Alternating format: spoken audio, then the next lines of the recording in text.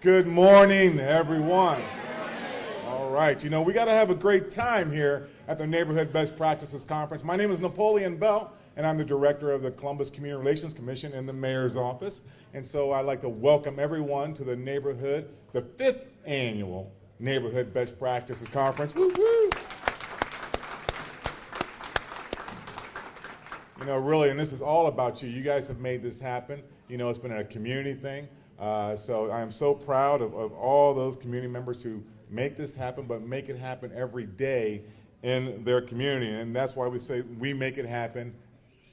So can you? No, we make it happen. You can too. Okay, so here's the thing. We've got to have this mantra when we come to the Neighborhood Best Practices Conference going into every year. So we're going to try that again. We make it happen. You can too. There you go. And now we got to add a finger point to it. All right? So when we say you can too, so you ready? One more time. We make it happen. You can too. I didn't see all the fingers. Really? Come on. I know it's the morning time because we're going to have a great time at this conference. We've got to learn a lot. So one more time. We make it happen. There you go. That was the good fingers there. All right. All right.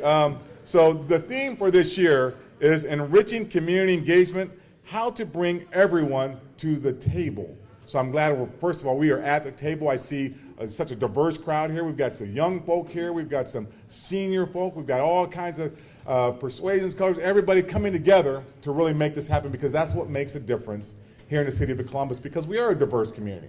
And this just shows through this conference and the way that we react and act in the community is showing that we embrace everyone that is here in Central Ohio. So to get things started, I also would like to acknowledge, our office, the Community Relations Commission, we do several things through our office, bring people together like this. And also, we're doing this in collaboration with the United Way Neighborhood Partnership Center. Give them a round of applause real quick. Partnerships are key, and I'm sure as we go through today, you'll see even more and more that the better partnerships and collaborations that we can do as a community, the better off that we will be in the greater impact that we will have. So we're going to also talk a little bit here after a bit in regards to thanking our sponsors of this. Columbus City Council, sponsored the event, also Fifth Third Bank, and so many others. And I want to make sure I get that list and not miss anybody because really is what makes this happen along with partnering with our community. So without further ado, I would like to bring up our partner in this, and she is making her way through this. In addition to the United Way, our partner to make this happen is our own council member, Eileen Paley. Give her a round of applause, please.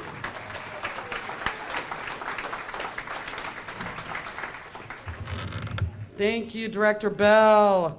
I am Eileen Paley, and I'm proud to represent you on Columbus City Council. And I'm pleased to be joined by our newest council member, Councilmember Shannon Harden.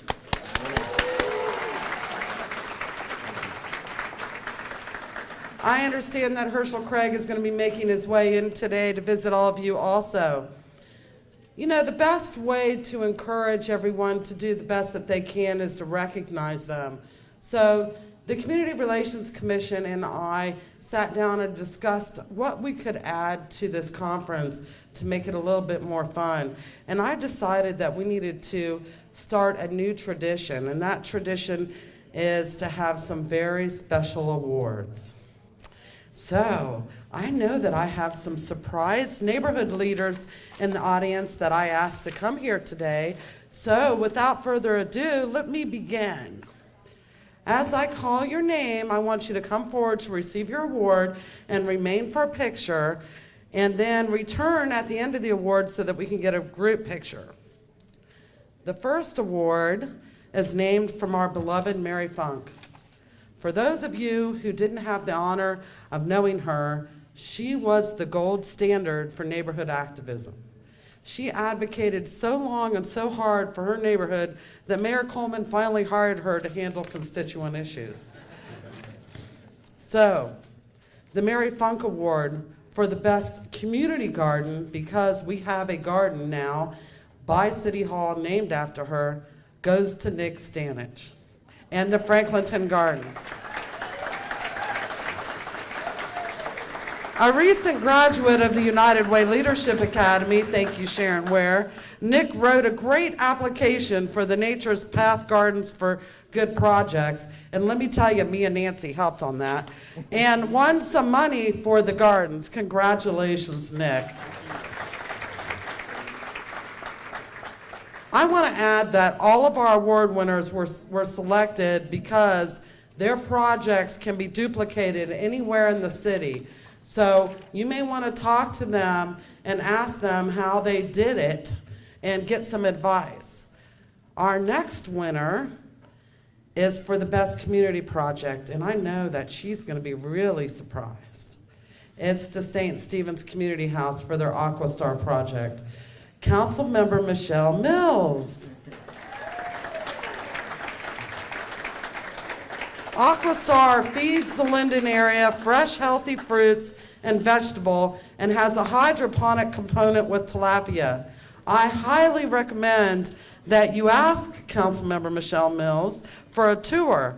You will be as amazed as I was when I saw what she's doing to feed her community. Thank you, Councilmember Mills. She's surprised. She didn't know. Thank you. I'm going to get you. Sorry.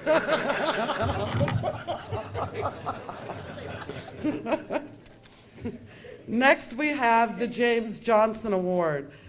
All of you from Driving Park, I know you know Mr. Johnson. And again, if you didn't have the honor of knowing Mr. Johnson, you can ask anyone about him. His unofficial title, according to David Brown, was the mayor of Driving Park. He was polite but persistent, and I know he is smiling in heaven today about the new Driving Park Library. There are 2 organizations receiving this award for Best Community Collaboration.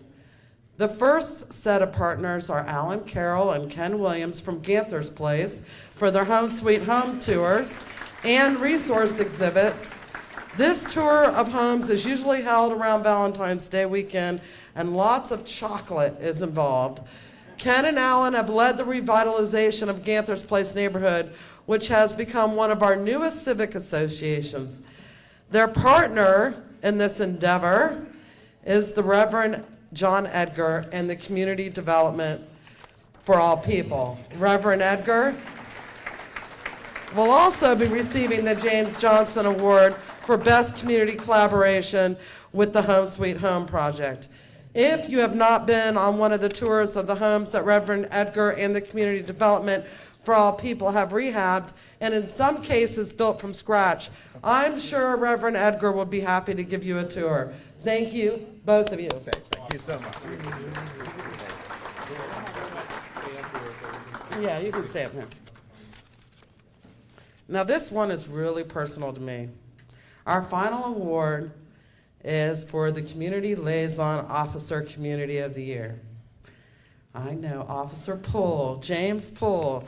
This community officers, our CLO, works with the community groups and individuals with regards to criminal activities and prevention, quality of life issues, and facilitates problem solving and follow-up.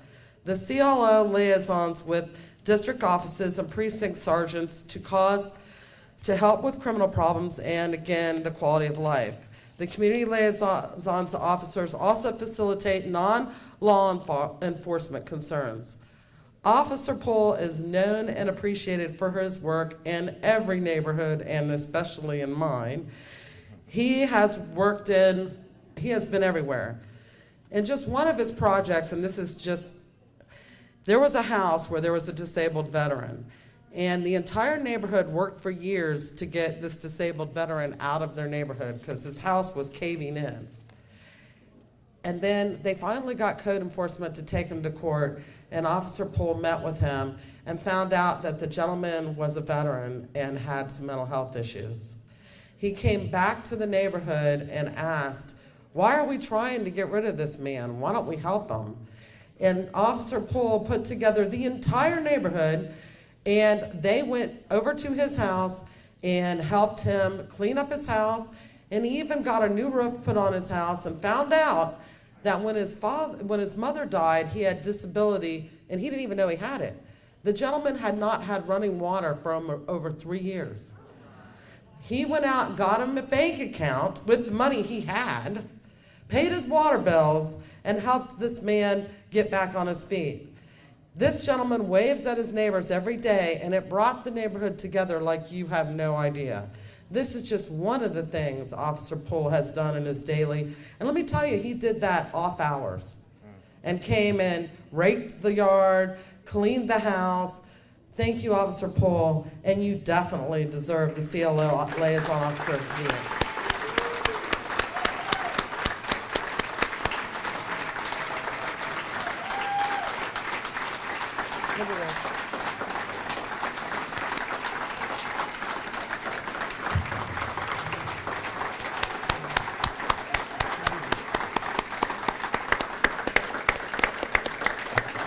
Can I quickly have all the winners up here because we are already behind schedule? Oh, down front.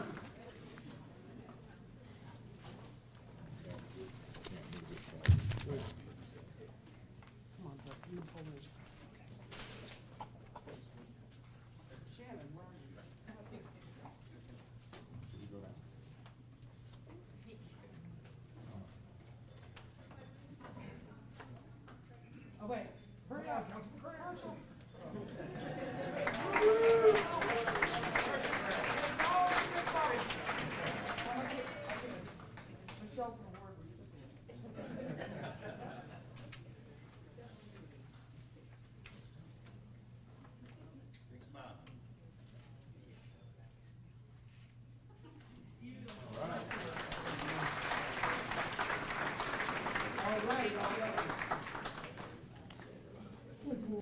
You know, it's always good to get recognized for some of the work that you do, and that just goes to show that, you know, we have very important people that are making things happen in the community, so we really appreciate your services on and off duty, and then also the community is just, it's always on duty, most definitely, because it's in their community, so we appreciate all the work that you've been doing. Now I want to just bring up for some quick words and from our other partner. For the many years that we've been doing this program, the Neighborhood Best Practices Conference, with the United Way. It started out with me and Sharon talking about this piece, and Ryan was like, let's do this. We got to make this happen. And so it's my pleasure to bring up the Senior Impact Director of the Neighborhood Partnership Center of the United Way, Mr. Ryan Edwards. Give him a round.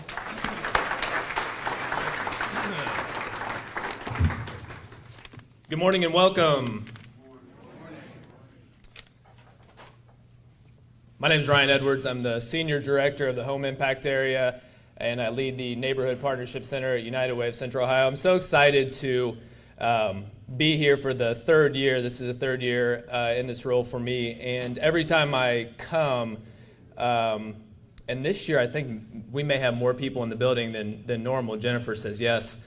I feel like we talk about these things on a daily basis, and I just feel like I'm surrounded by my people, the people who are out here doing the things that we talk about and care about on a daily basis. So going a little bit off script with this, but just inspires the way that I think about the work that we do on a daily basis, and just gives me confidence in the things that we care about. So thank you for doing that for me today.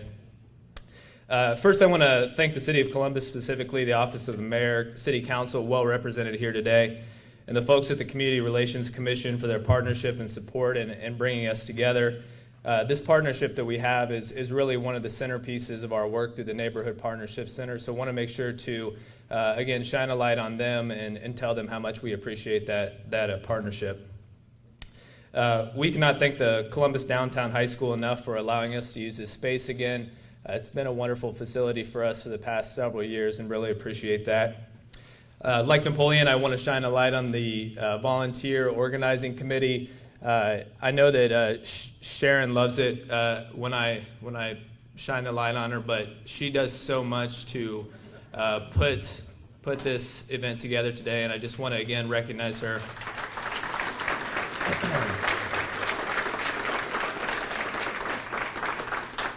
Jennifer King, also very special to us.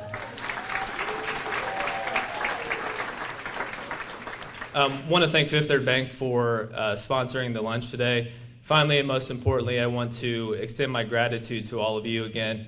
You're the reason that this happens. Without your passion and your commitment to your neighborhoods, all of the things that we talk about today don't happen. So thank you to each of you, and thanks for being here. As many of you know, United Way of Central Ohio is committed to improving lives and strengthening communities by focusing on the building blocks of a better life. And we do that by investing our time and energy and investing in the interconnected issues of education, income, health, and home.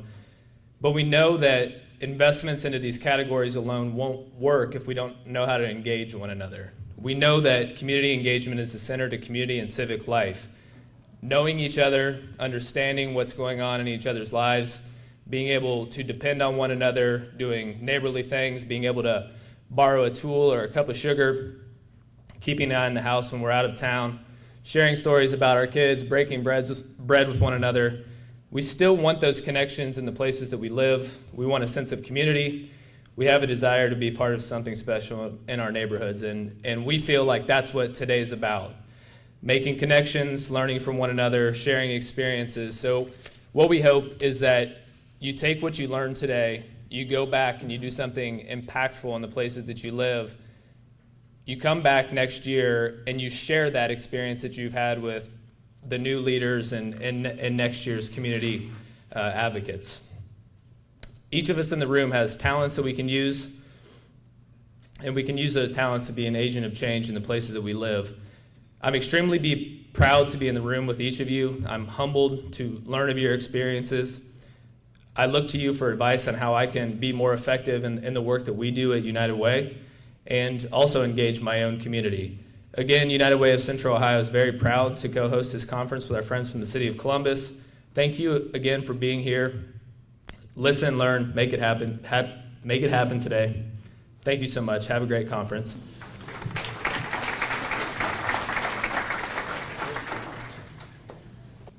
Thanks so much, Ryan, and your partnership with this, along with so many others, makes the difference here. Now, I talked about we have some dynamic speakers, keynote speakers that we have for your enjoyment and inspiration today. And we thought about, well, who are we going to choose this time? We says, you know what, it's our 5th year. This is our 5th year, so we need to bring back those who really made that impact, made us think about what we were doing today, not only today, but then the next days and going forward. So it is my pleasure to bring up, I'm not sure whether it was the 2nd year or 3rd year that we had our conference, year 2 or year 3, but I'd like to bring up Pastor Damon Lynch III. He's a lifetime resident of the city of Cincinnati, Ohio. He was educated in the Cincinnati public school system and holds a Bachelor's of Science degree from Cincinnati Bible College. He is presently the senior pastor of the New Prospect Baptist Church located in the Over-the-Rhine area in Cincinnati. He is a faculty member of the Asset-Based Community Development Institute at Northwestern University in Chicago, Illinois. He has conducted workshops and seminars throughout the United States to many organizations on the asset-based approach to problem solving and development. He has so many accolades, and I could just go on and on. He's received many awards, the Southern Christian Leadership Conference, Rosa Parks Awards, the Sentinels Police Association's President's Award. Everything that he has done has been community-based. So it is my pleasure, and he'll tell you more, and he's going to inspire us to going into our conference, Pastor Damon Lynch III. Please give him a well round of applause here.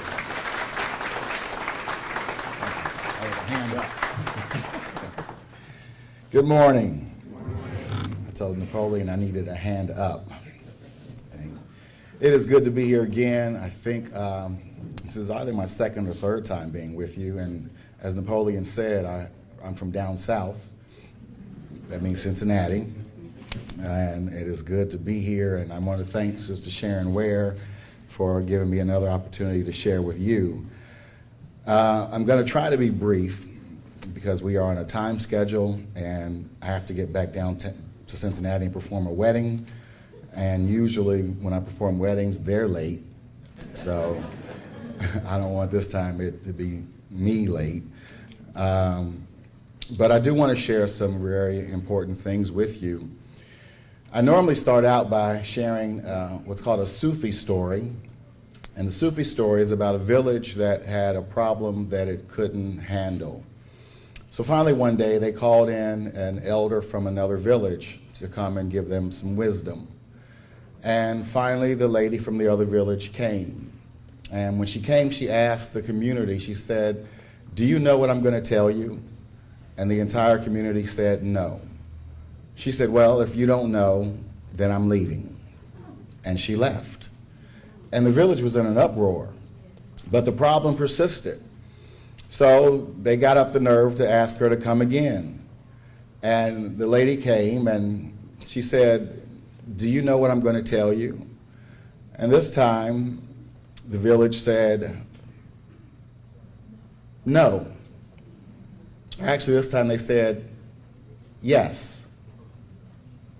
No, actually this time, they said yes.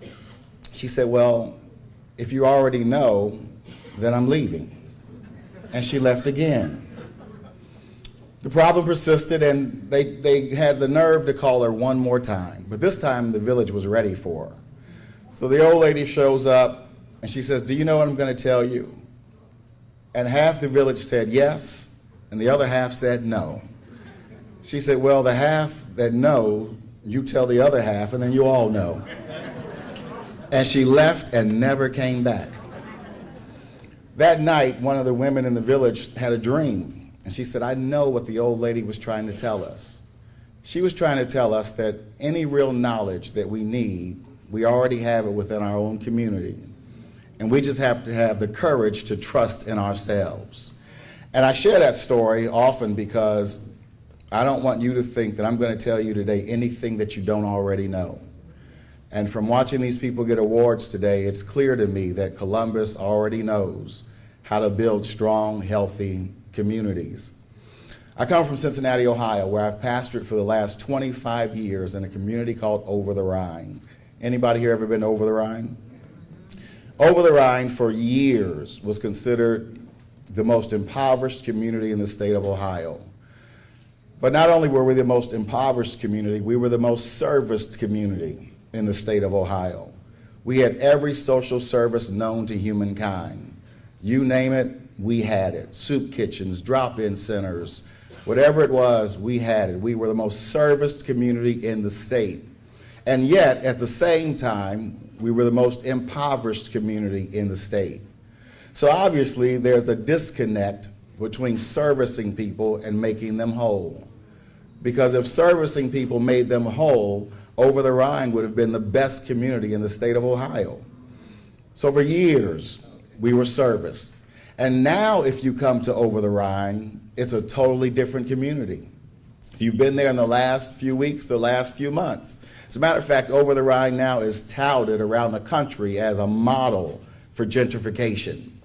And it's interesting because now every social service agency in Over the Rhine is being or has been pushed out. It is no longer a serviced community. But at the same time, so have the poor been pushed out. So while some people say it's a great example of urban renewal, others of us look at it as a great example of urban removal. So two things happened. One, we were serviced and still broke. And now we didn't eradicate poverty, we just pushed it out to another part of town. In the mid-1960s, Dr. King said this. He said, "The problems we face are the triple evils. We face the triple evils of poverty, racism, and militarism.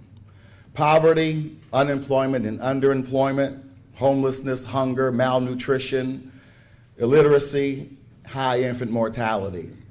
Racism, prejudice, apartheid, ethnic conflict, sexism, colonialism, and homophobia.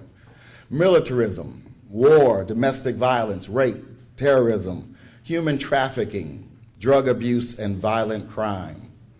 These are all enemies of what Dr. King calls the beloved community. In the beloved community, all people share in the wealth of the earth. Poverty, hunger, and homelessness are not tolerated because human decency will not allow it. Racism and bigotry are replaced with inclusiveness and a spirit of sisterhood and brotherhood. Conflict is resolved through peaceful resolution instead of military power. And one way of achieving this beloved community is what we share around the country, is using and understanding that all life matters. Does everybody agree with that? Yes. All life matters. I've spent probably about a month now in Ferguson, Missouri. And in 2001 in Cincinnati, we had our own Ferguson, Missouri, when an unarmed teenager was shot by a police officer, and we had 3 days of civil unrest. Columbus and cities around the country and even the world are asking themselves, could what happened in Ferguson happen here? I would hope that the answer is no, with officers like Officer Poole and community people like yourselves. But the reality is if we are not vigilant against the evils in this world, then what's happening now in Ferguson can happen in Columbus, it can happen in Cincinnati, it can happen in Youngstown, it can happen anywhere in this country. And so when we say that all life matters, I have to for a moment lift up the name of Eric Garner, a black man who was choked to death on the streets of New York. I have to lift up the name of Ezell Ford, an unarmed man who was killed in Los Angeles. I have to lift up the name of Mike Brown. I have to lift up the name, going back, of Cheney, Goodman, and Swerner, those who died fighting for our rights. Because we have to understand that all life matters. I have to lift up the unknown names of countless men and women who die in the streets of our cities every night. On some weekends in Chicago alone, hundreds of people get shot just on one weekend, and multitudes of people die. We have to believe and understand that all life matters. And I pray that Columbus understands that. So what's happening right now in Ferguson, Missouri does not happen again in Cincinnati, does not happen in Columbus, Ohio. And one way to achieve that is what we teach. It's called asset-based community development. And I know that's not a sexy name, but it basically means that we value the gifts of all people, that we understand that everybody has something to give to a community.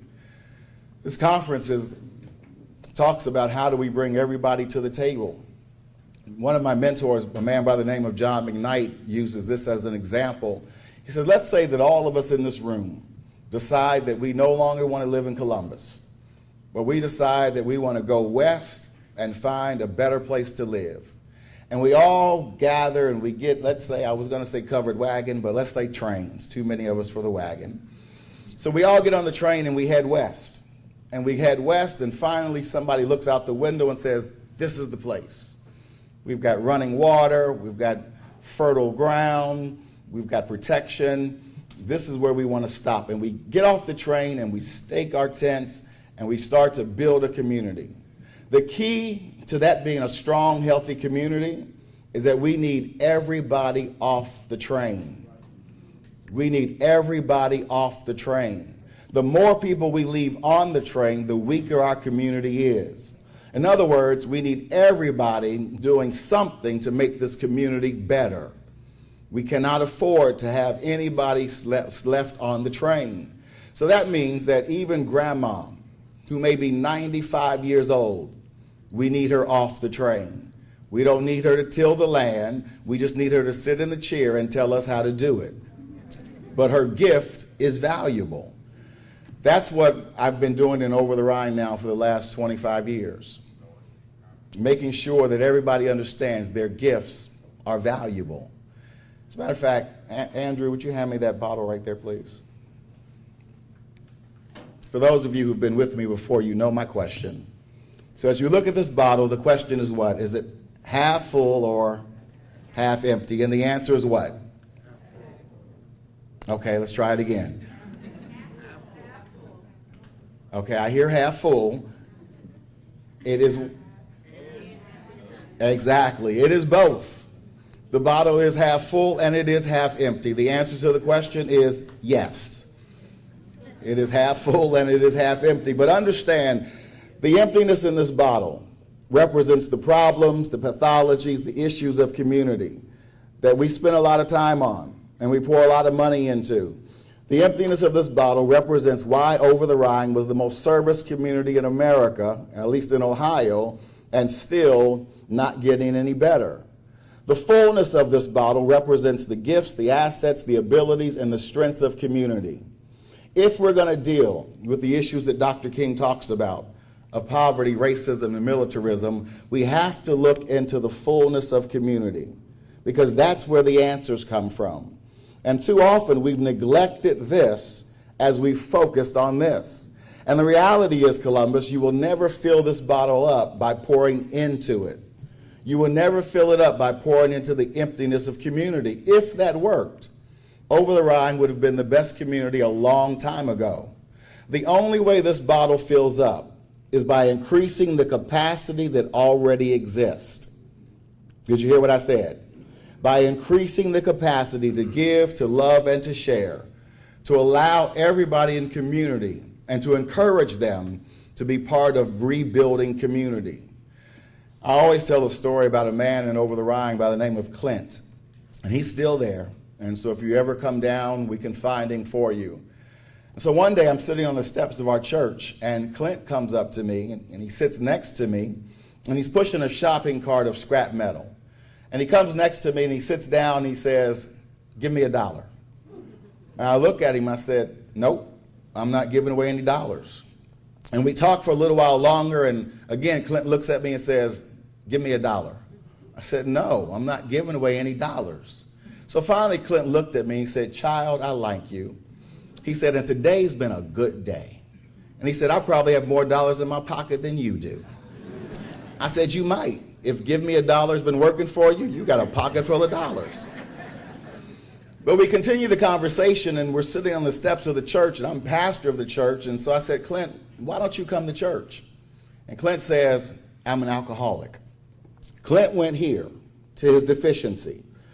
And so I'm trying to get Clint to come to church, and Clint, you know, there's plenty of alcoholics in church, and there's always room for one more. I'm using all my best preacher lingo, but no matter what I said, Clint stayed here.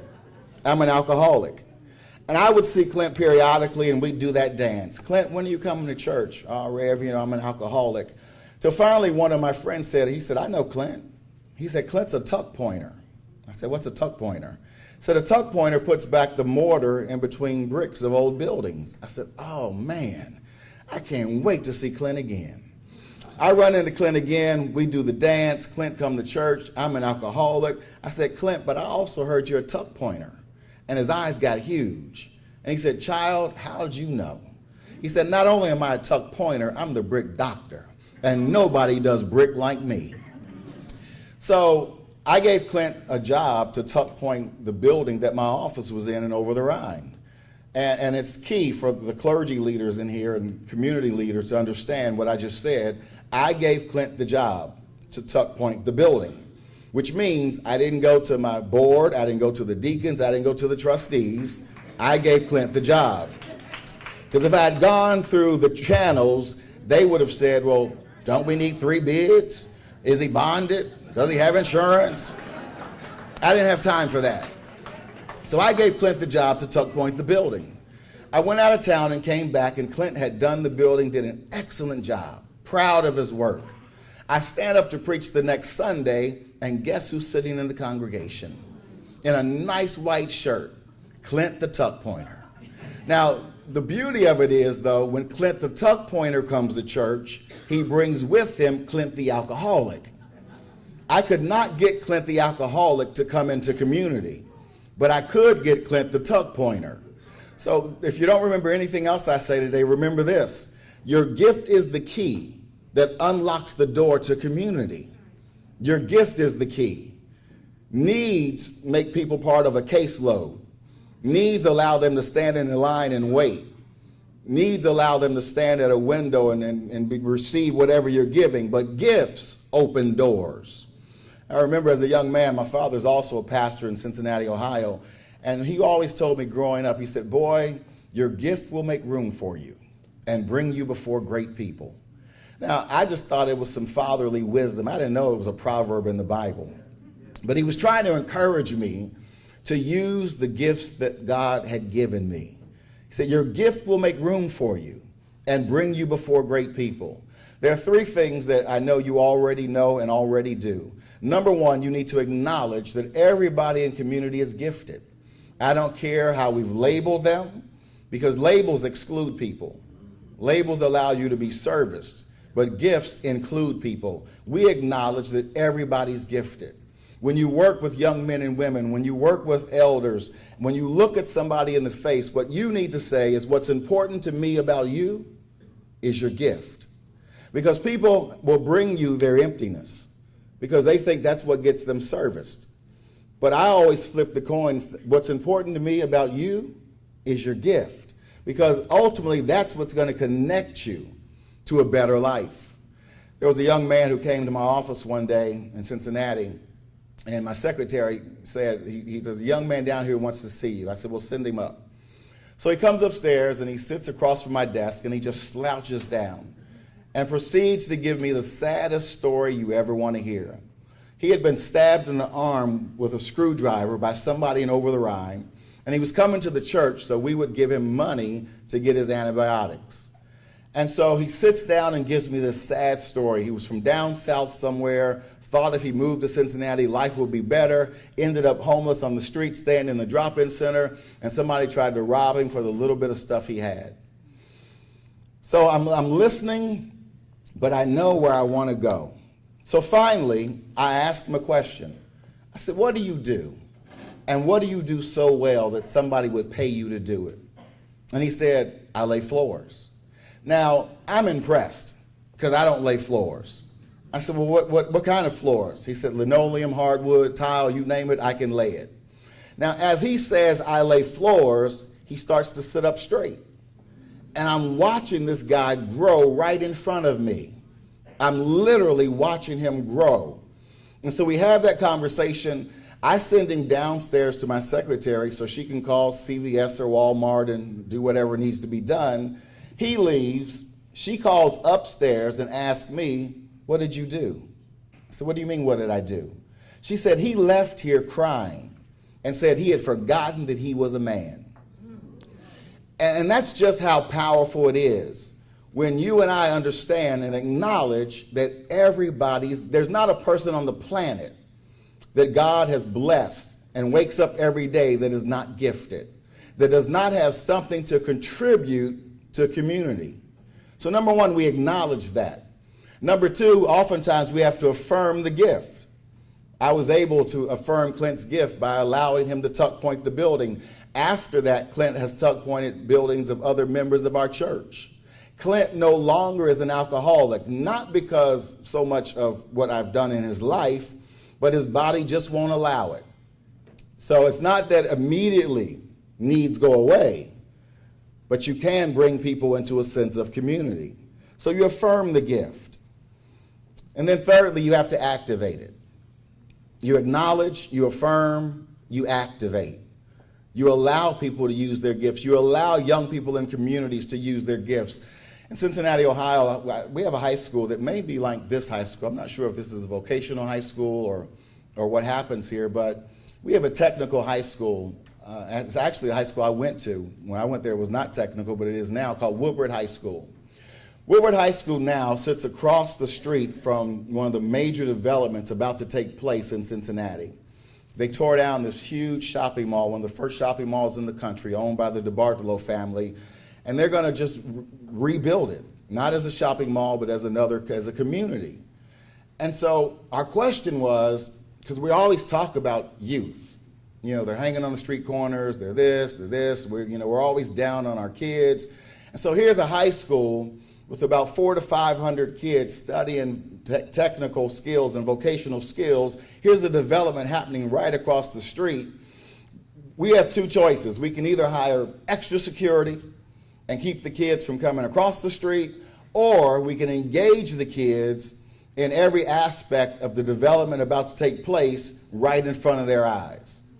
And so we are challenging our Port Authority in Cincinnati is that if you engage these young people around their giftedness, around their interest in their dreams, you won't have to hire so much security, and Officer Poole won't have to keep running around arresting people because they are part of the development. We acknowledge, we affirm, and we activate that everybody's gifted. We did this. My final story is this. There's a school in Over the Rhine called St. Francis of Seraph. It's a Catholic school, elementary school. And the principal, Sister Janet Lynch, came to myself and a guy named Byron White, who was writing for the newspaper at the time, said, we need help. We have no parental involvement. As a matter of fact, one of the members of my church the other day, she's a teacher, said they had a PTA meeting, and about 6 parents showed up. Out of all those kids, only 6 parents showed up. She said, we need help. We have no parental involvement. We said, all right, well, this is what we'll do. Over the summer, we're going to train the teachers to do a capacity inventory of the parents, to do some asset-based work with the parents. We're not going to ask the parents what are their needs, what are their problems. We're not going to deal with their drug abuse or any of that. We want to know what are their gifts. So that summer, the teachers came out for a day like this, and we went through a training session. As the teachers walked through the door, we gave each of them an empty gift box, nicely wrapped, all different sizes, and the gift box symbolized what we believe that everybody's gifted. The teachers all got the box as they came in. They shook them. Some tried to open them. We told them, you can't open it yet. And halfway in the presentation, we asked the teachers on this side of the room to get up, walk over, and give a gift to a teacher on this side of the room. We asked the teachers on this side of the room not to share theirs. You hold on to yours. So what happened is, or what would have happened, you all would get up, walk over, and give a gift. Now, you know with gift giving, there's always laughter and frivolity and fun. You hold on to yours, then you all sat back down. We then asked the teachers on this side of the room, who now have no gift in front of them, how it felt to get up, walk over, and give a gift.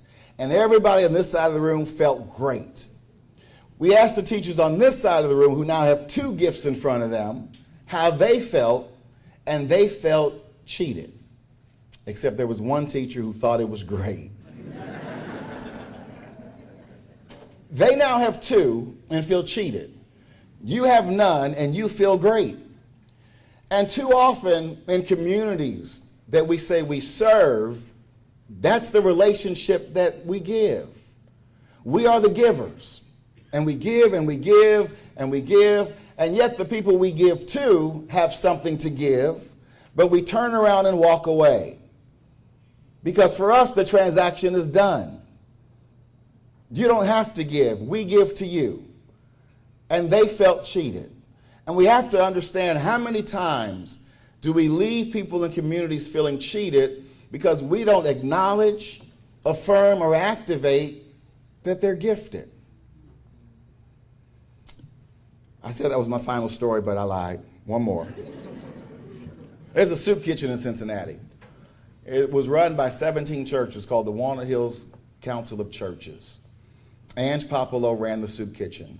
And they asked us, well, would you come in and help us? Because right now, we feed people.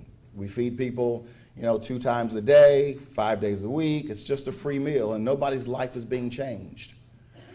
So we went into the soup kitchen. We trained members of the churches to do a capacity inventory with the soup kitchen recipients.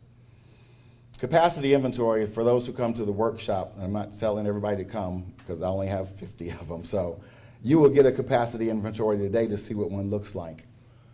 The capacity inventory asks the questions of, what are your gifts? What are your skills? And so we went in first and we ate in the soup kitchen for a couple of days just to see the lay of the land.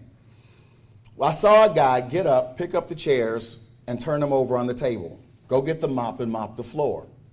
I asked Ange Popolo, was he asked to do that? He said no. He asked, could he do that?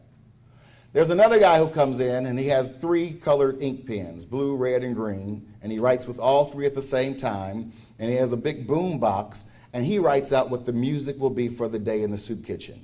Jazz, gospel, and he plays it. So Ange, was he asked to do that? I said no. He just asked, could he do it? We trained the members of the church to do a capacity inventory with the soup kitchen recipients. You would be surprised at how gifted they were. We then put up around the wall the person's name and the list of their gifts, skills, and abilities. And if you were to walk in that room and just see the wall, you would say, wow, who are these people? I would love to get to know these people. I would love to be a part of these people. If you just saw the wall and their giftedness. And can you imagine what happened when they themselves came in and saw the wall? Said, that's us? Yeah, that's you. This may also be you, but this is the you that's going to change your life. We came back, and I'm almost done. We came back and had a reporting session with the church members. One of the persons in the group said, I am so tired of hearing these people say they love to cook. If they love to cook so much, why don't they just go get a job? We said, ma'am, I don't think that's what they're saying. I think what they're saying is that if given the opportunity to come on this side of the counter, they can make beef stew just as well as you. I think that's what they're saying, is that in order to make them part of this beloved community, that they have gifts and skills just like you. And what we have to understand, for those who have a pen, write this down. If you have a pen, a piece of paper handy, write this down. Write this down. I want you to write down the letters ACTS. ACTS. I want you to write down the number 20. I want you to put a colon behind 20 and write the number 35. You'll figure that out later.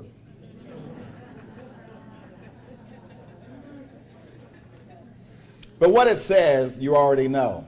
It says this: it is more blessed to give than receive. It is more blessed to give than receive. In other words, what you and I already know, there's a blessing in giving. And that's why everybody in this room is blessed, because we give, and we give, and we give, and we give. But the key is this: if that is true, it is more, there's a blessing in giving. And if I really want to build community, my job is not just to be the giver. My job is to help people in community figure out how to be blessed. My job is to get you on the other side of the counter. This is the blessing side. This is the recipient side. If I'm serious about building community, I'm going to figure out a way to get you over here so you can get in on the blessing plan that I've learned. Because the blessing is in giving. And we've learned that. But now we have to teach that. And so, Columbus, I am extremely proud of you, because every time I come, there are different projects and growing and budding communities, but we have to remain vigilant. Because what happened in Ferguson and in Cincinnati can happen here if we don't stay on top of it. God bless you, and I thank you for your time.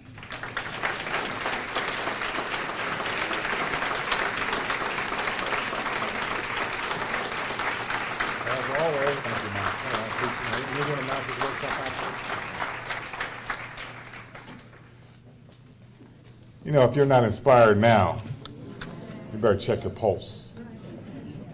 And I tell you what, I'm ready to go. So just real quick, don't you stand up yet. Acknowledge, affirm, and activate. You know, we have got to do that, and through here we've got to make sure that most importantly, activate. Get something done. I like to also get off the train. We getting off the train? Yeah. Are we going to get off the train? Yeah. All right. So at this time, we're going to go ahead and get started. And it will be not my pleasure, but Ryan Edwards' pleasure to begin the program with our keynote speaker. So Mr. Ryan Edwards, if you could come on up. How about a round of applause for Mr. Edwards? Well, thank you very much. How were those sessions? Wonderful. Good. You guys ready for action? Okay. As Napoleon mentioned, I do have the distinct pleasure of introducing our next keynote speaker today.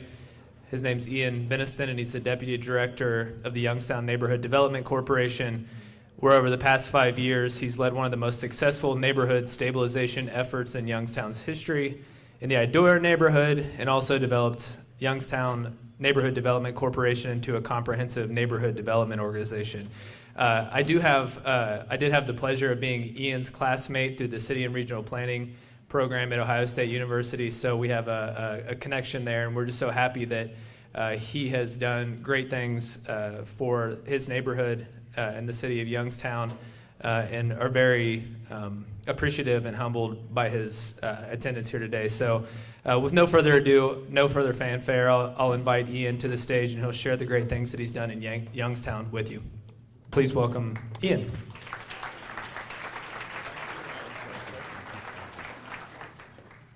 Good morning. I'm not one for introduction, so I appreciate that Ryan kept it brief there. The one thing that I will tell you is he said I am a proud graduate of the Ohio State University, so I have lived here in the city of Columbus for a little while, so I do know the city. So hopefully the things that I talk to you about today are relevant to your neighborhood work throughout the city. As Ryan said, my name is Ian. I'm actually the executive director now, so that's one little change. Some of you were here last year. I am the executive director now, and I work for an organization called the Youngstown Neighborhood Development Corporation, which is really a grassroots community development and planning organization that works not only in the Idora neighborhood, but in neighborhoods across the city of Youngstown. So in a number of neighborhoods throughout the city, really doing grassroots action-oriented engagement and planning, and then the work as well. The organization is relatively young and began only 4 or 5 years ago. So one of the things I wanted to share with you briefly in the beginning is a little bit about the city. Right here you can see what I have as the current reality of Youngstown. You can see it's a much different place than Columbus. Number one, it's quite a bit smaller. Our population currently is 66,000 from a peak of about 170,000. So we've lost well over 60% of our population. And you can see all of the things right here that happen when you face such a massive contraction in the population. This is also what it does to the city. I'm going too fast here. The vacant land in the city is the majority of the property in the city. So green here, we have about 23,000 vacant lots in the city. If you can see on the map, all of the green are vacant lots.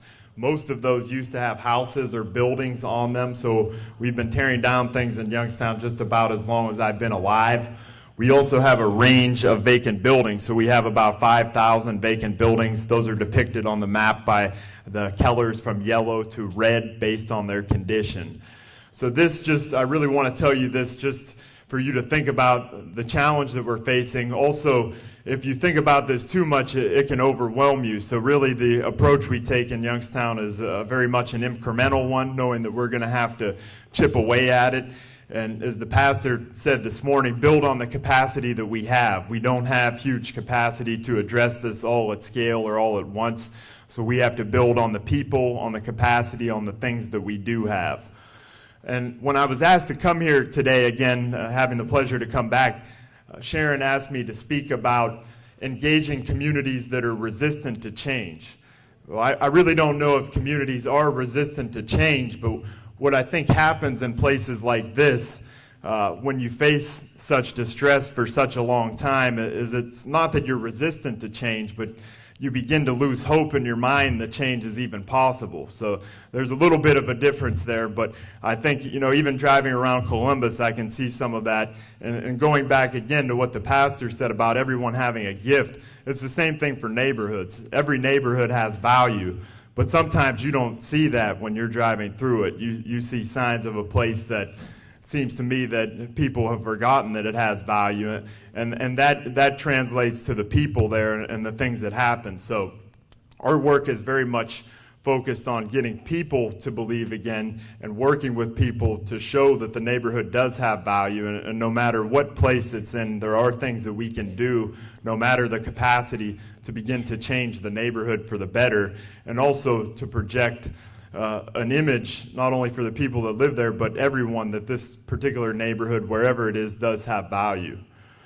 So in doing that, I think one of the things that we need to get beyond is the talk. In Youngstown, having grown up there was much talk basically all of my childhood. Oh, this is what we're going to do. This is going to be the next big thing to save the city. Much of that was just talk, and as I showed you earlier, the city continued to decline. So we need to get beyond the talk and start showing some tangible improvement.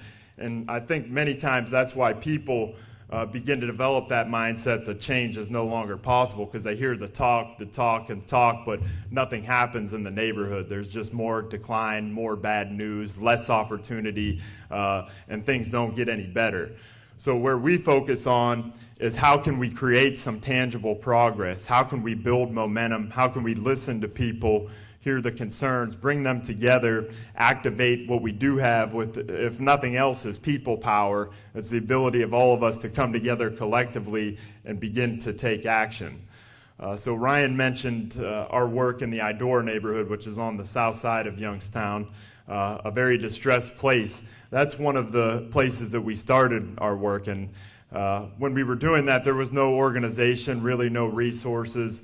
So most of our work was focused around community organizing, talking to one another, listening, building trust amongst one another, and figuring out some ways that we could work together to create some momentum, create some improvement in the neighborhood. And when we began about that process, residents kept saying, we have to do something about the commercial corridor. There's too much crime. There's too many corner stores. There's 5 in a 1 mile stretch. There's no grocery store. There's no restaurants. There's none of the things that you need to have a basic quality of life, or even, again, going back to what was stressed this morning about people having gifts, or as I said, it having value. When you drive down the corridor, it's clearly projected that this neighborhood no longer has value. So how do we change that, and how do we bring value back to the neighborhood and to the people that were within it? Well, we didn't really have millions of dollars, so we couldn't just bring in businesses and do all those sorts of things. So we wanted to start by trying to just clean up the corridor. We did that by engaging the corner store owners. So when I say we, I'm talking about the residents and everyone that lives in the neighborhood. Engaging the owners, saying, how can we work together to either kind of change the business model here, or in some cases, think about something totally different, because many of the stores were, in fact, real havens for crime, not just kind of billboards for it, but actually places where those things happened. So many of the stores didn't take it seriously. Again, they thought this was likely just more talk. So we kept organizing, and the residents in the neighborhood decided that they were going to put a special option election on the ballot, which would enable the residents to remove the liquor license from the stores, at least some of the ones that were the hot spots of what was happening as far as crime.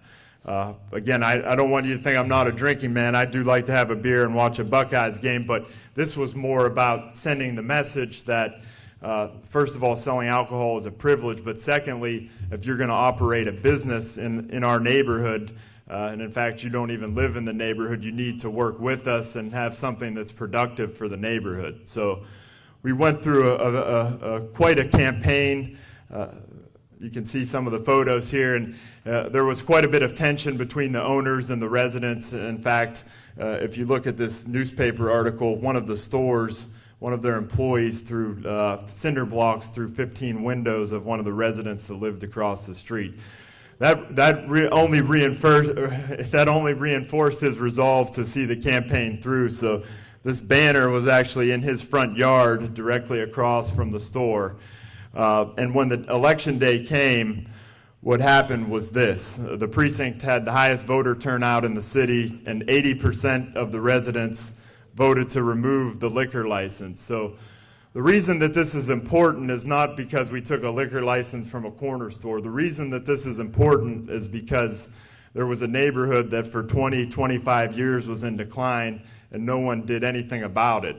This showed clearly, not only to folks that lived within the neighborhood, but to the city, to the broader community, that the people that lived there had enough, that they also had value, and they were going to begin doing everything that they could to bring value back to their community, bring productivity, bring opportunity. So I think this was that first point that we were able to begin some momentum. And just some of the other things that are important about this is that it engaged everyone in the neighborhood, and you can see that by just even the voter turnout. Voter turnout is typically pretty low in most of the city, so this had a very high voter turnout rate, so it did activate people and energize them. And from there, we kept doing the same thing, so we still didn't really have any resources. Then beyond the corner stores, obviously, as you all know, most time when a neighborhood or community loses value, everything does, including the housing. So the housing becomes deteriorated, vacant. People that are living there may need assistance. Slumlords or investors often take advantage of the properties and barely keep them to a minimal standard or condition. So we also wanted to address that. Well, we found just in doing research that there was a gentleman that owned 300 houses in the neighborhood.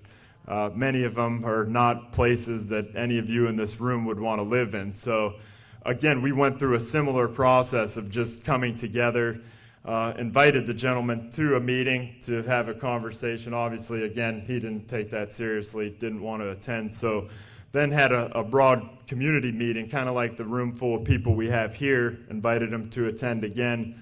He did not attend. We also invited the media, went through a kind of a slideshow like I have here, showing the map of his properties, the conditions of many of them. Well, after that, what happened was this was on TV and the newspaper. The next day he called, and you could tell just even hearing him on the phone that he was probably shaking, because he literally said, "Please don't ever do this again. I do not want to be in the media. I'll do whatever you want."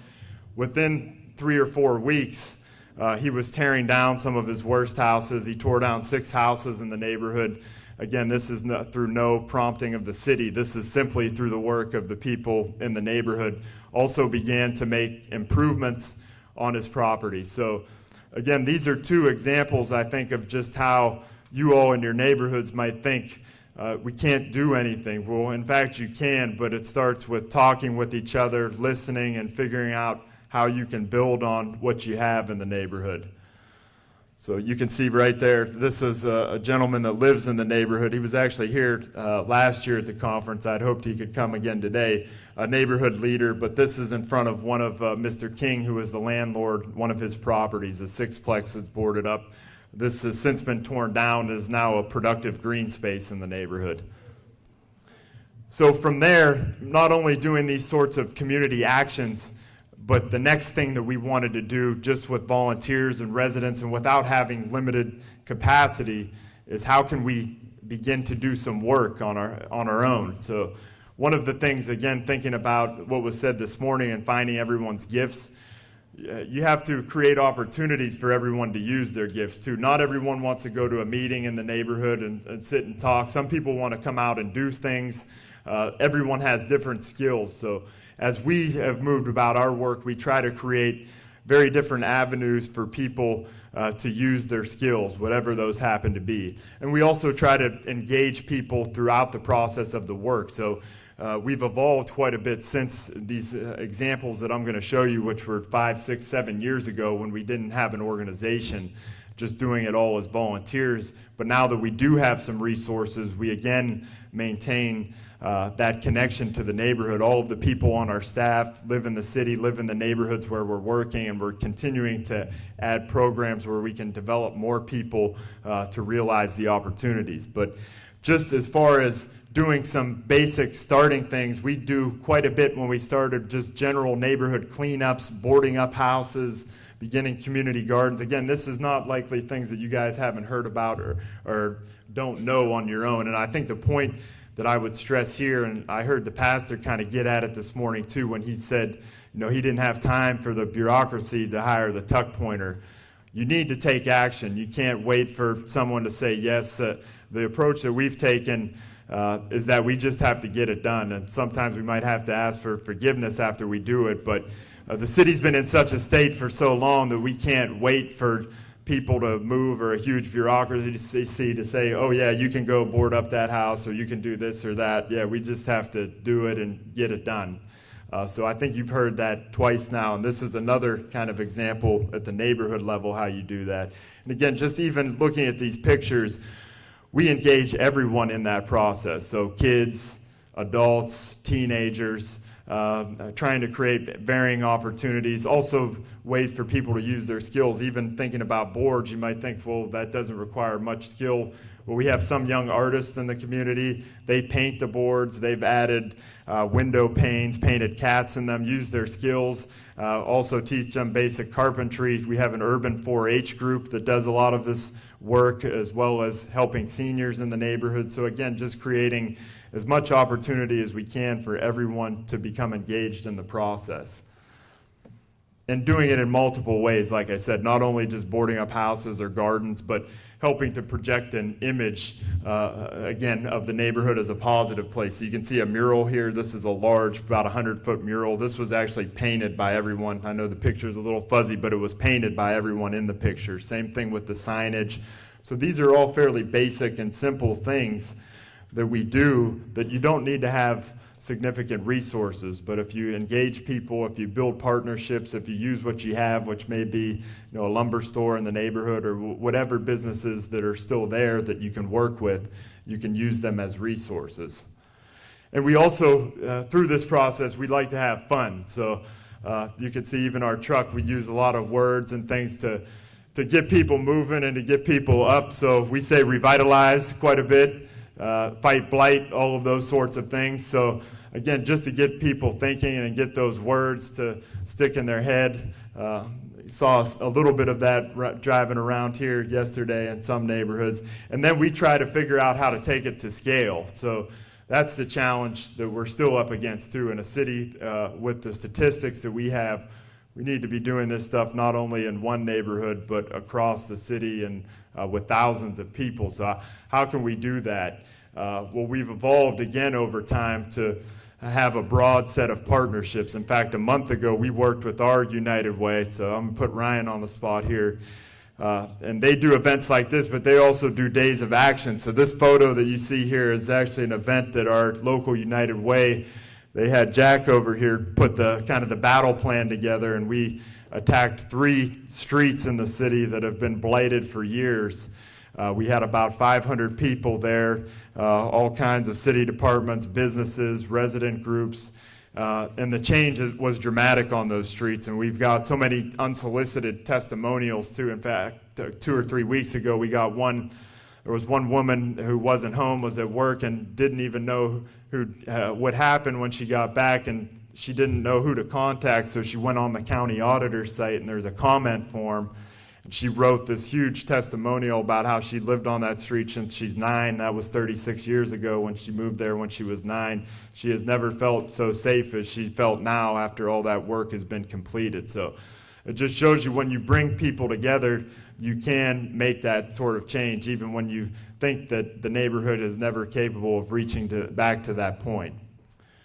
And again, as I said, we do like to celebrate, so that means we have a lot of food, music, just activities for kids. In the neighborhood where we first started, in the Idora neighborhood, they have an annual celebration of revitalization. It's called the Idora Fest. There's music, kids' games, a lot of food. You see the chickens there. They have pigs, all kinds of stuff, and just really celebrating the progress that they have it on a project site. So when I say project site, I mean somewhere that they've made an improvement. This past year was at a community park that's been put in, but it's been on new green space that's been installed before. We have a new grocery store. So the sites where there's been progress is where these activities happen. So the lessons from everything that I've said here kind of quickly are pretty basic, and I think many of it reinforces some of the things that the pastor was saying too about asset-based community development and knowing that everyone has gifts. But to know that, first you have to listen to people. So to listen to people, you have to talk to people, you have to build trust, and it does take time. When I started this work, when I moved back to Youngstown after living here for a while, before we did any of these sorts of projects, I spent months and months just talking to people, just listening to them, going back to their house, trying to build some trust. Because again, going back to that question of how do you engage communities that are resistant to change or that have lost hope, when I first began my work, I heard a lot of, you're never going to get anything done here, nothing good's ever going to happen, people have tried. So just building trust, but then getting people to come together that might not have otherwise on their own, which that takes, I can't emphasize enough how much time that actually takes to get people to do that again, to kind of reknit that social fabric, that civic fabric that has eroded over time. And then once you do that, you really need to be able to demonstrate fairly quickly that change is possible, and you need to do that through tangible improvement. As I said before, people in neighborhoods that at least project that they've lost their value and many times no longer believe that that's possible. So whether it's just boarding up the houses, kind of restoring some basic order, making positive improvements through things like the mural and trying to bring back some basic activity and street life, you really have to be able to do that quickly and show that you can make progress again. And again, you have to have opportunities for everyone to engage in that process. So not only the listening and the talking, but the work and using the skills that are within the neighborhood to make some of those improvements possible. And you have to have fun. I can't emphasize that enough. You really have to have fun, and you can't be overwhelmed. You have to know that you're moving through this incrementally.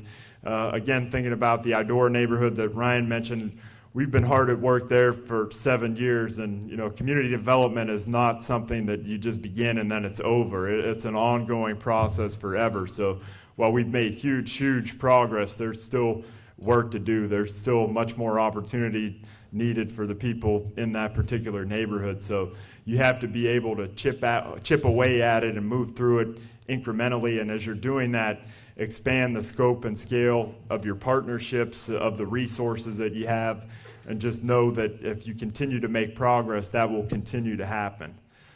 So with that, I'd like to just open it up if anyone has any questions. Does anyone have any questions or anything they'd like to hear me speak about further? How about a nice round of applause for Ian?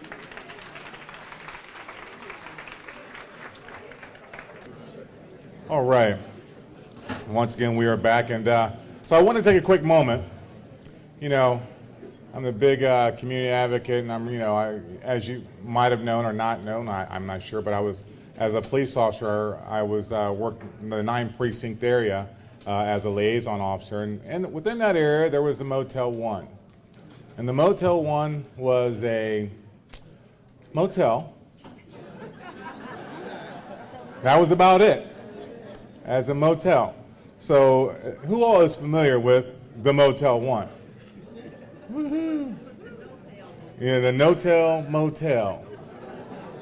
Well, this motel plagued the East Side for, I would say, almost 30 years or more, with narcotics, drugs, prostitution, whatever you think. It happened there at the Motel 1, including homicide, etc. The community began working on this, I would say, probably 15 or so more years ago. I know when I was on the precinct, we were doing some things as far as police-wise, but also the city with code enforcement, health department, and then we brought in the EPA, everything that we could possibly do.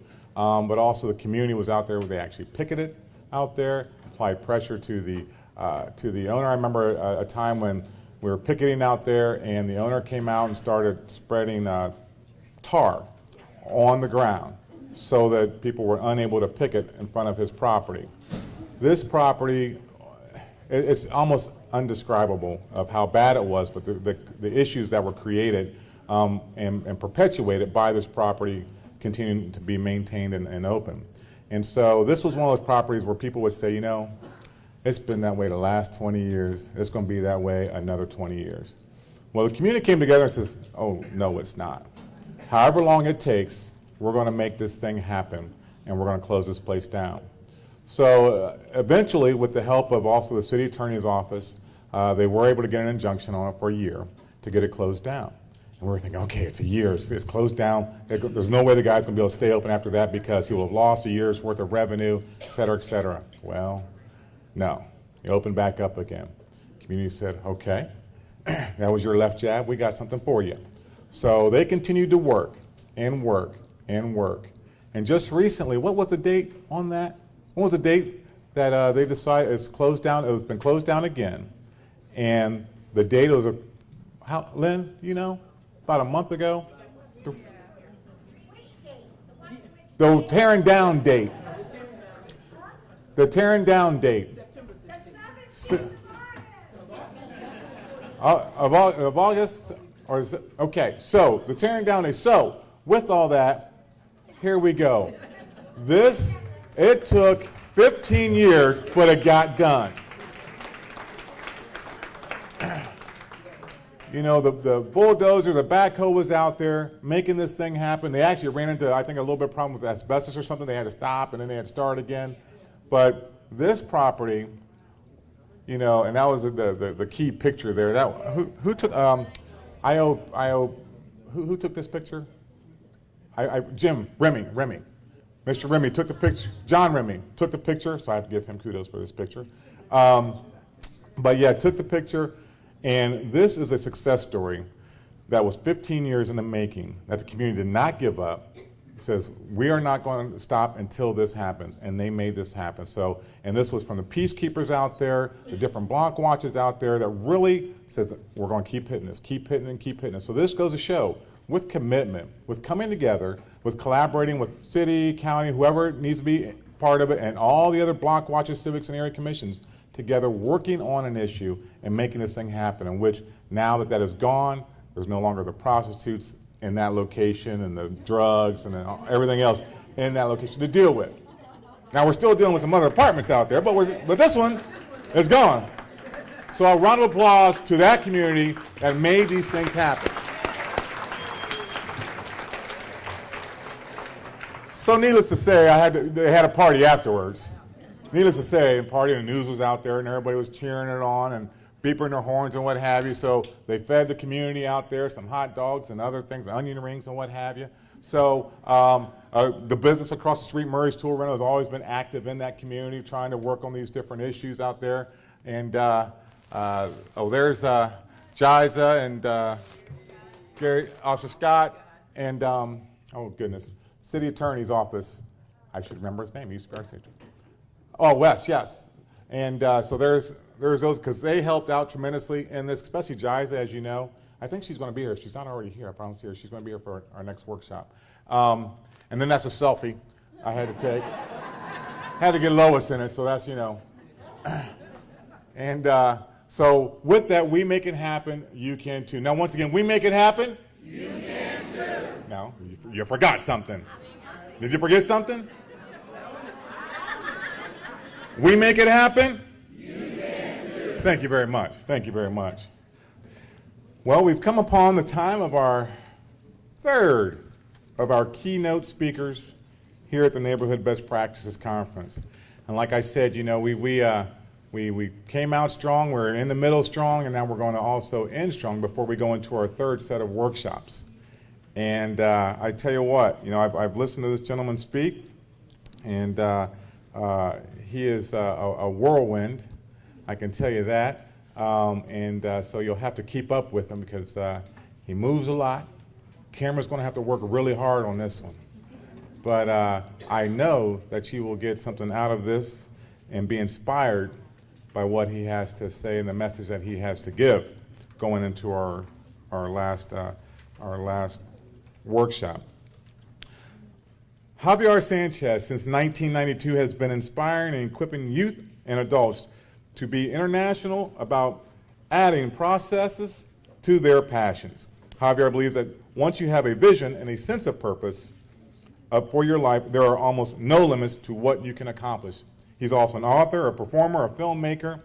Javier has the opportunity to deliver life-building messages to youth and adults all over the planet while keeping them entertained through comedy, spoken word, poetry, and powerful stories from his own life. I would like to welcome to the stage Javier Sanchez.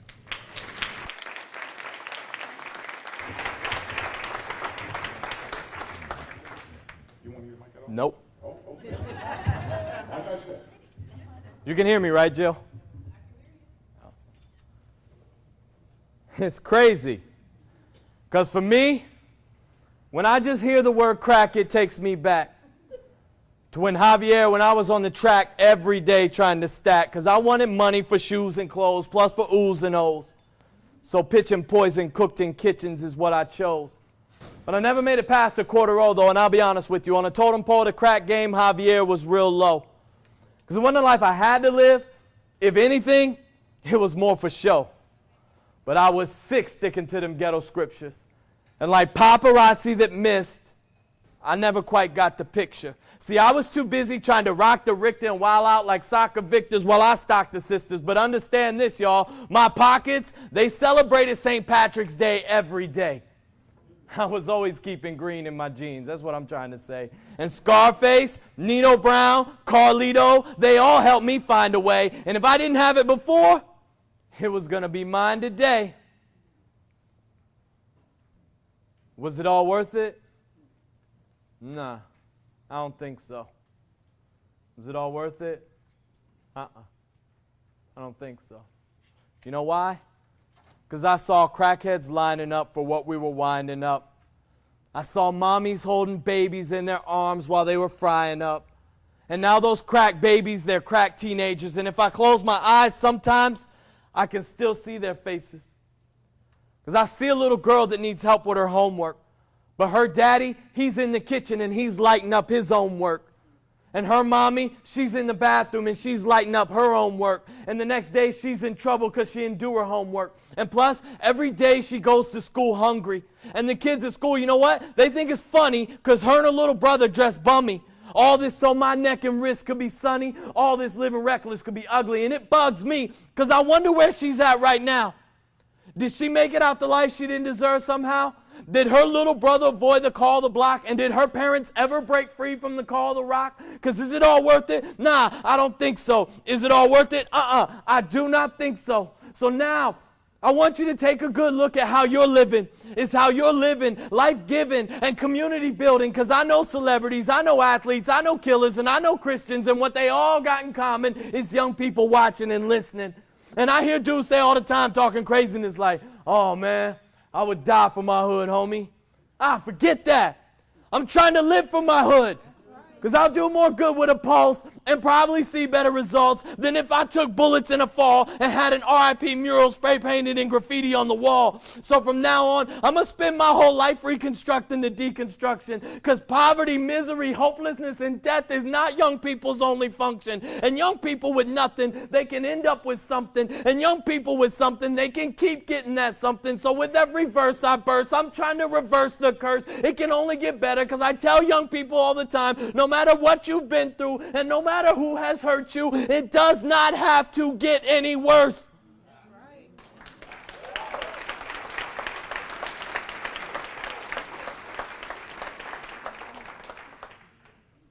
And I'm telling you to keep your grind tight and keep your grind right and keep your mind right and grow from my hindsight. Because is my family worth it? I think so. Is my community worth it? Is my neighborhood worth it? I think so. Is your family and your neighborhood and your community worth it? I think so.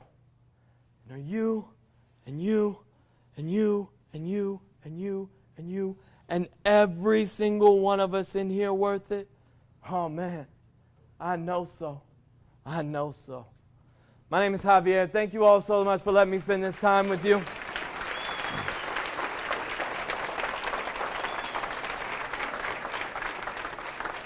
Anytime I have the privilege to present and perform, and it is a privilege to be in my hometown, and I'm excited about this opportunity, and it is a privilege because I am a proud product of Columbus City Schools and Columbus Recreation and Parks Department. Those are the two entities.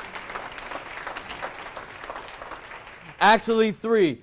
Columbus City Schools, Columbus Recreation and Parks, and the Youth to Youth International Program. If you don't know the Youth to Youth Program, discover the Youth to Youth Program. It was started here in Columbus, Ohio in 1982, and it's been around ever since then. Now it's in 37 different states and about 17 different countries. It's a youth leadership and development program that has been active and vibrant for, whatever the math is on that. What is that, over 30 years? I don't know. Those are the entities that made me who I am, along with two beautiful parents. And it's a privilege and an honor to be in the city that made me and created the opportunities that I have today. I'll be actually leaving here and I got to jump on a plane and go to LA. But excited about being here and I wouldn't have missed this. And my perception of possibilities for who I am and what I could accomplish came at a later time. And that happened because I was born in, and raised right in, I was in high school in 88 to 92, so right when the crack epidemic just exploded in our city, in my neighborhood, grew up on the hilltop, then moved out to Long and Champion. Actually, not Long and Champion, Governors. We lived on Governors, right?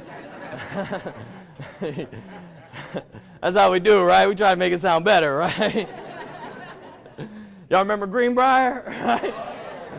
Uzi Alley. I went on a date with this girl this one time. She's like, I'm not from Greenbrier. I'm from Woodland Meadows, right? I'm like, nah, baby, you are from Greenbrier. You are getting dropped off at DCSC, okay?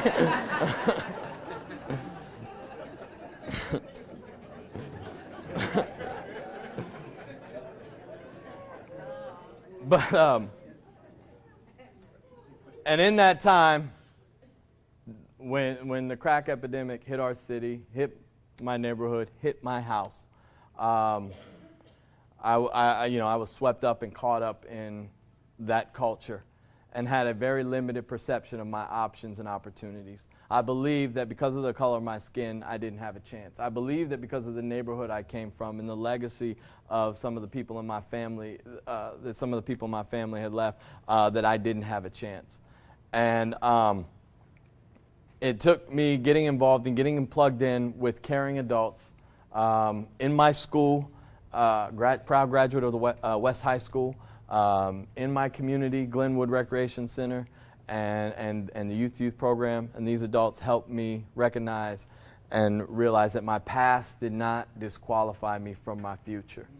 And that's what we have to realize and recognize for us, not only to advance and excel as individuals, but as communities. So when we see this hotel get raised and people limit the expectations of a community, how many of us live in communities where our community has an identity and people in that community have low expectations of what that community can produce? And we have to understand, you have to understand that your community's past does not disqualify it from its future. It's about what your community does and the choices your community makes from this moment on. From this moment on, those are the choices that matter and make the most difference. We can see it happen, and we're seeing it happen. And when I hear these stories about what are coming out of different communities here in Columbus, Ohio, I get excited. I have so much hope. That's why I smile all the time, because I have so much hope. And if we pay too much attention to what we're fed through the media, we won't believe that there is hope. We won't have anything to look forward to. We will have a hopeless existence. And when you have a hopeless existence, why bother trying? Why bother?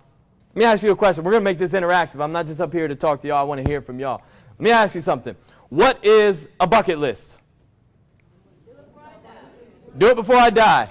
What age group normally has a bucket list?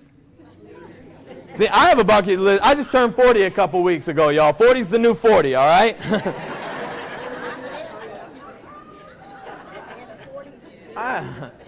I love it. 40's the new 40. People who feel like they have more years behind them than they do in front of them. And what kind of activities go on your bucket list?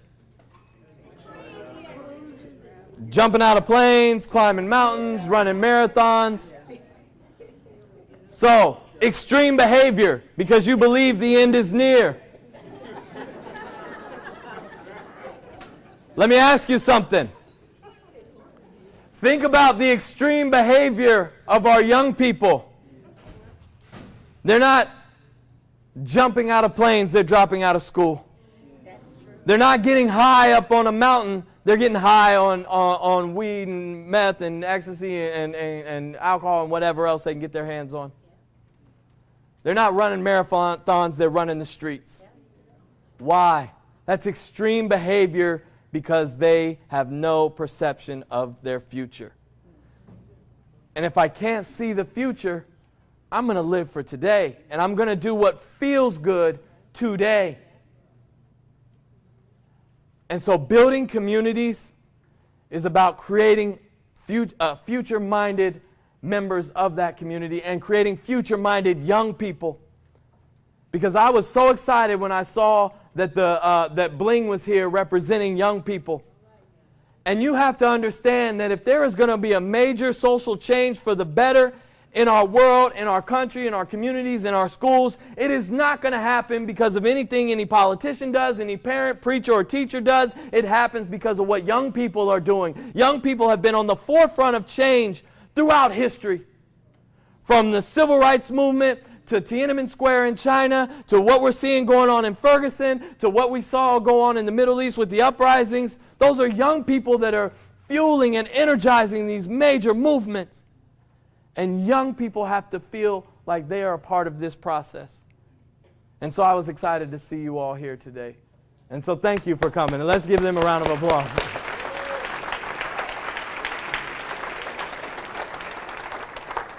We have to engage young people in change. Young people, period, we support what we help create. We support what we help create, and we feel more responsible for its success if we're part of the process. So in your planning, in your community development, as you're working towards these goals, how are you engaging young people? How are you bringing them in? They have the answers. I call this generation the we have had enough generation.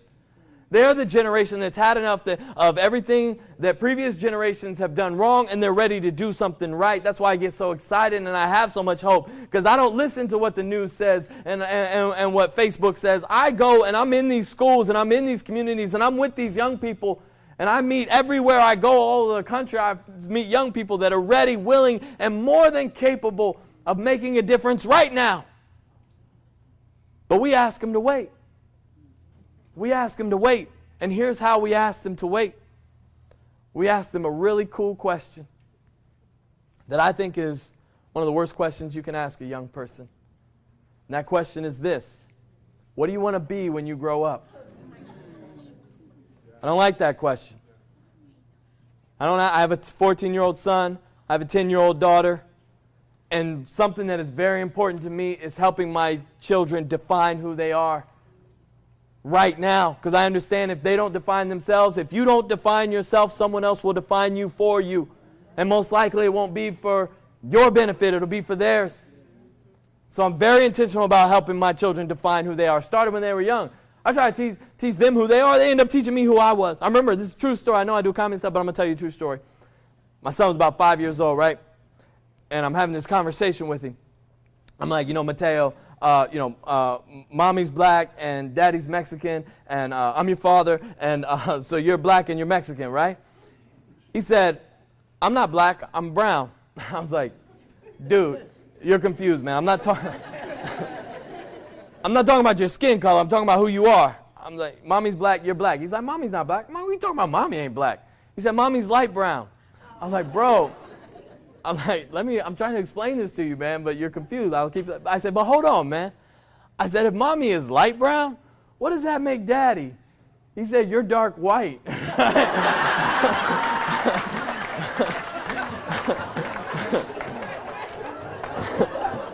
I swear, I didn't make that up. Dark white.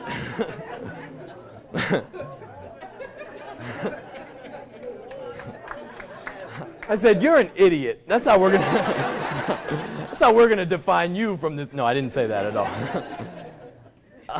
It's very important that we help our children define who they are. But we ask them that question, what do you want to be when you grow up? And I have a problem with that question. I have two problems with that question. One of the problems I have with that question is when we're asking them what they want to be when they grow up, the only thing we're asking them is how they're going to make money. It's the question we're really asking. And as adults, we understand there is so much more to our identity, so much more to the definition of who we are or should be so much more to the definition of who we are besides how we make money. I don't care what you do for a living. I want to know what you're doing for a life. That's one of those awkward ones. Are we clapping for that, really? You got to bring some more. You haven't earned a middle of your speech clap yet, right? He did a pregnant pause and everything, but I ain't clapping, right? No, it's cool. It's all good. I did that one time at a high school. I was like, how many of y'all are excited about me? This girl was like, no. You look like Drake. I'm like, no Drake. I know. Whatever. Y'all don't get that. The teenagers get it. Whatever. I want to know what you're doing for a life. The other problem I have with that question is when you say, what do you want to be when you grow up? It insinuates that you cannot be or do anything significant right now. That in order to be or do something significant, you have to be a grown-up. You have to be an adult, 21 or over, high school or college graduate. And so we give them permission to procrastinate. So how do we reframe the question? How do we reframe the question for our young people? How do we reframe, if we want them to engage in this community building process and get them involved? We don't ask them what they want to be when they grow up. What do you want to do for your community when you graduate from high school or graduate? No. It's who and what are you becoming right now? Who and what are you becoming right now in terms of your attitude, your actions, and your aspirations? I'm becoming, so I have I talk to my children, we have these conversations. My son, I had him write it down, hang it on their wall so they could see it, read it, and remember it every day. So my son, he said, right now I'm becoming more focused. I'm becoming a better listener. I'm becoming better at math. I'm becoming better at football right now. So now we can have a conversation about what it takes to become those things right now, because those are your aspirations. My daughter, she's becoming a better reader. She's becoming better at keeping her room clean and making her bed. She's becoming a veterinarian right now. That's what she wrote on her list and hung on her wall. She's becoming a veterinarian. Now, is she in veterinary school? No. But what can I do now as her advocate, as her success advocate, as her father? I can take her to the zoo. I can take her to the veterinarian's office. I can get her books and DVDs and show her stuff on the internet. I can immerse her in that world, because that's who and what she is becoming right now. She's got all these stuffed animals. I was in her room the other day. She's doing all this veterinary stuff, man, because she's got this amazing imagination, right? She had like a cat with crutches, right? Like a turtle on dialysis, right? She had a dog. It had one of those voice tracheotomy things, like, arm, arm, arm, arm, arm, arm, right? She's doing all these great, amazing things. And she could change her mind 100 times between now and when she graduates. You ask my daughter what grade she's in, you know what she's not going to say? She's not going to say, I'm in the 5th grade. You know what she is going to say? I'm in the class of 2022. Because she understands that right now she's becoming a class of 2022 high school graduate, incoming college freshman. She's got her Yale pennant hanging on her wall. Her cousin just went off to Bowling Green, so now she wants to go to Bowling Green. So guess what we're going to do? She's 10 years old. We're going on a college visit. Not what do you want to be when you grow up. Who and what are you becoming right now? Who and what is your community in your neighborhood becoming right now? Because then we can talk about the immediate choices that need to happen from this moment on to create that experience for individuals in the community and for the community at large. Starting with the choices you make from this moment on. Creating this vision. Bringing the future here. When we say future, it's way out there. And the further something is away from you, the more obscure it is. You know? And you know, because your eyes can't see it. You can't focus. You got to bring it in. You got to bring it closer. And so that's what I was able to have happen to me because of caring adults at my school, because of caring adults in my community, at the rec center that I was a part of.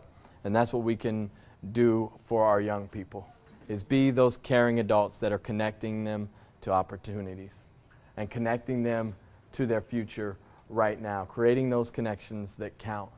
And that's what this is all about. What I see here is a community of care.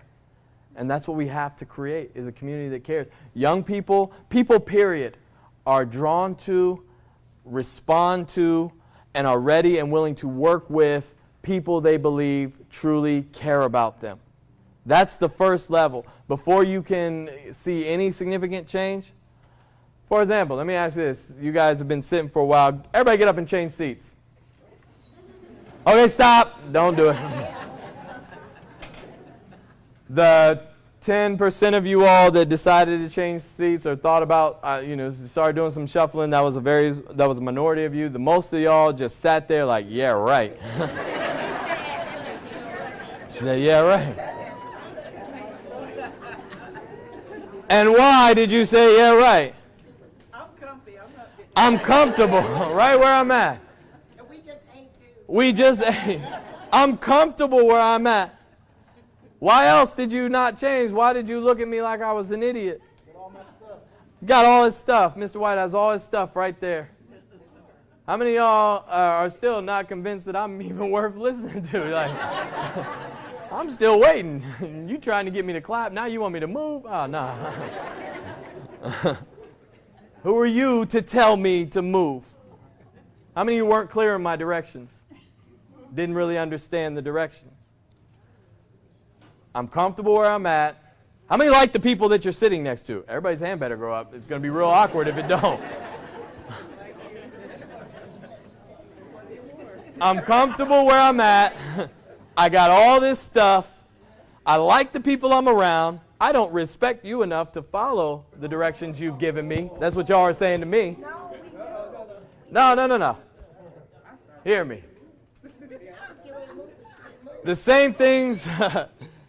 All I wanted you to do was change seats. We're challenging people in our communities to change their lives. We're challenging our communities at large to change, our neighborhoods to change. And when you challenge them to change, what resistance are you going to get? I'm comfortable. I like where I'm at. I don't respect you enough. You haven't earned my respect because you haven't convinced me that you truly care. Do you see all this stuff, all this baggage? And now you're asking me to change. Change starts by creating a community of care, a foundation of care, a community of trust. Because before you can ask anyone to commit to anything, you have to have a foundation of trust. So as you have your as you work with your neighborhood organizations and you're having your meetings and you're asking people to commit to things, here's a tangible takeaway. I would challenge you and encourage you as neighborhood groups to come up with trust and commitment contracts, which means this basically: outline everything you're asking them, the community members that you're engaging. Outline everything you're asking them to commit to, formally and informally. Okay? And then ask them, what are you trusting me for? You see what I'm asking you to commit to? What are you trusting me for that is going to make it easier for you to commit to these things? That is going to facilitate this relationship? Because if they can't trust you, they can't commit to anything. And then vice versa. Ask them. Ask the community members that you're engaging what they want you to commit to. And write these things down. Get it all on paper. Write down what they want you to commit to. And then tell them, if you want me to commit to all these things, here's what I'm trusting you for. Build that trust and commitment relationship. Create that community of care. And that's where you start to see significant change. And it starts small. In the past year and a half, 2 years, I've been working in Chicago with the violence issue there, and we're revamping a lot of the foster care system in California. That's why I got to fly out there tonight and also do some work with some film stuff. What I am more and more convinced of every day is that we need to stop looking for macro wins and find those micro victories. I believe that we gotta, because when you're looking for macro wins, you end up waiting for macro wins. And you know, elections don't happen on November 4th. They happen every day when you spend money on anything. You vote every day with your dollar, okay? So we shouldn't wait for a macro win is waiting for somebody to get into office. A macro win is waiting for legislation to pass. A macro win is waiting for something on a grand scale to happen. We need to find these micro victories within our communities. We need to find these micro victories. I'm a very strong proponent of each one, reach one, and teach one. So like I worked with the Columbia City readers this summer, and the young men in the program, they read one of my books. They went through one of my book that just came out. I'll be sharing in the workshop. But anyways, at the end, I'm talking to one of the organizers, and they said, well, you know, they were kind of frustrated because they only had like 15 to 30 boys on any given Saturday. And, you know, they were wondering, you know, are we going to be funded for next year? You know, what's going to happen? And I said, you know what, first of all, you had 30 young men. You could do this on zero budget. You don't need a single dollar to do a book club for young boys. You could, you know, you have 30 boys. You had these mentors that volunteered their time. All you're doing is feeding them, and you can get the books donated. And there's some ways you can do this for free if it's community based and grassroots. So we can't expect and wait for macro opportunities and macro wins. Find your micro victories within your community, because those micro victories collectively become a macro victory. And that's the kind of mindset that I have, and that's the kind of you know, engagement with communities that we're encouraging as we travel around the country and work with different neighborhoods. And so again, I'm excited to see what's happening in my community, the community that means most to me, Columbus, Ohio. And it's a blessing. I just had this conversation because people have asked me when I'm moving to LA, and I don't see it happening. I do not see it happening. Well, one, my babies are here, and if I'm going to be wherever they are, and I keep calling them babies. Like I said, they're 14 and 10, but they'll be my babies. I'm going to carry them until they can carry me, right? And so that bothers them sometimes because I'm still... It's wild being a parent, man. I'm still learning how to be a father. It's like live and learn. Like the longer they live, the more I learn how to keep them alive longer, hopefully, right? I try to do some of the things like I grew up in a different era than they did. You know what I'm saying? Like I'm from like a real strict religious Latino family, right? We used to get whooped in the name of Jesus. Right? My mom's belt was dipped in holy water. Right? She was famous for what we called handy whoopings. Y'all even know what a handy whooping is? Where you get whooped with whatever's handy. Like a belt, a shoe, the dog. Yeah, do that stuff anymore. My pops was like old school though. Like he's like real cool. Some of y'all know my pops like real quiet, but like when he would get upset with us, he would like freak out and revert back to his old school days, right? Hit us with his accent we weren't used to hearing all the time, right? Scare us, freak us out. He'd be like, "Orale, vato. I heard you been acting real loco, ese. Why don't you go get my belt so I can beat you down, Holmes?" Right? Send us to the closet to get the belt. I got my own kids now. I'm trying to figure out how to discipline them. You can't do the same things anymore, right? They got hotlines, right? Saw what they did to Adrian Peterson, right? Like, if I can't whoop them, at least I can intimidate them, right? Hit them with the accent, right? You even got to be careful how you threaten your kids nowadays, right? So my son, they start making me upset. I hit him with the accent, but I got to do it all like new age style, right? Like, my son start cutting up. I hit him with the accent like, "Orale, vato. I heard you been acting real loco, ese. Why don't you go sit in time out?" Use your inside voices, Holmes. That's the same oops, right?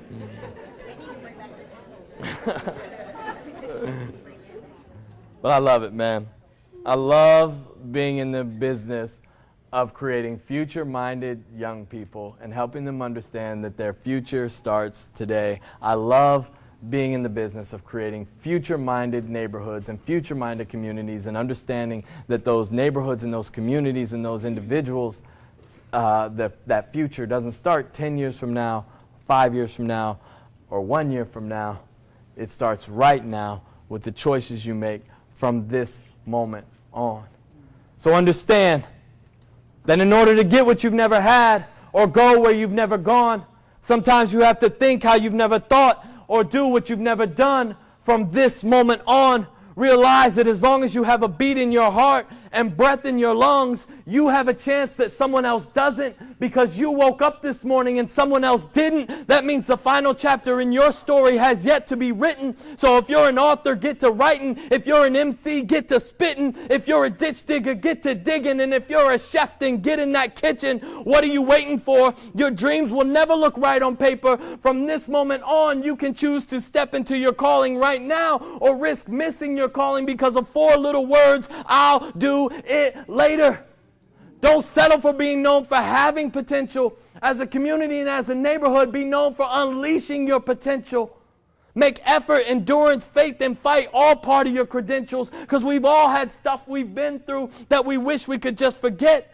But if a lesson was learned and growth has occurred, then there is nothing to regret. So put more focus on what you're doing and less focus on what you've done. Put less focus on who you were and more focus on who you're about to become from this moment on.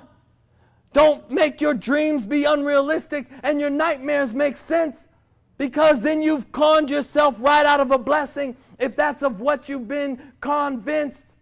Because if you have more excuses for your problems than solutions for your problems, that's a problem. See, all fixators know how to do is see the problem. But what fixers do is look for ways to solve them. From this moment on, understand that in order to love, honor, lift, and be a gift to someone else, first you have to love, honor, lift, and be a gift to yourself. From this moment on, please love, honor, lift, and be a gift to yourself. From this moment on. Thank you so much for letting me spend this time with you. Oh my God. Dude. I love it. Thank you.